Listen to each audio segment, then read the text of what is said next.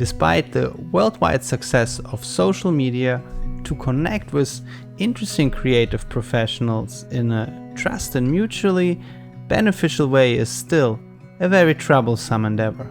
Yes, we follow them, but with how many of them we are building meaningful relationships?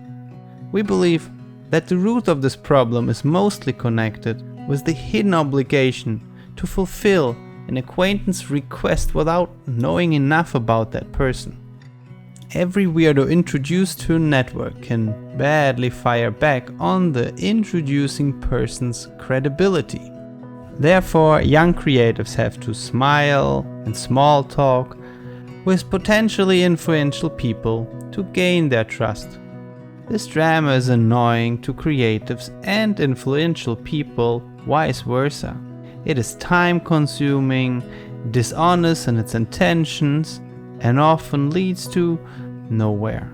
That's why at Getme we decided to focus mainly on the shared interests both parties have, to find out if they can get along with each other and whether a collaboration could be valuable for both sides. We came up with 3 important requirements. First, the vague initial intention needs to get clear boundaries. Second, one should always be able to satisfy an inquiry. Third, there should always be added value for everyone. Based on these prerequisites, we decided that creatives should ask in the beginning for just an insightful review. That would be the most effective change in the nowadays network odyssey. Let's see how. First requirement: clear boundaries with lower commitments.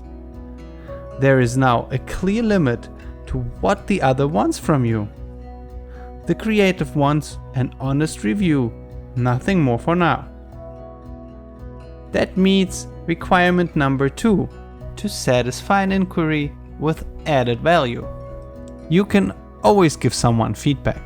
Especially with our well-structured feedback tool, the process is surprisingly quick and yet insightful. And third, it should provide value for everyone involved to become a positive ongoing experience loop. That's where the old-fashioned money for time spent game comes into play. It prevents people from contacting influential people in a spamming fashion.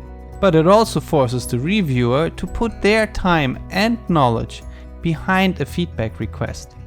This approach can be transferred from unknown but interesting creatives towards influential industry leaders or even companies who can handle these feedback requests at Getme with the help of their employees.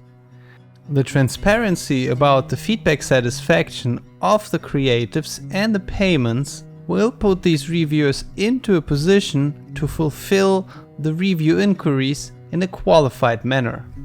At the end, helping creatives to improve will boost their brand amongst these creatives.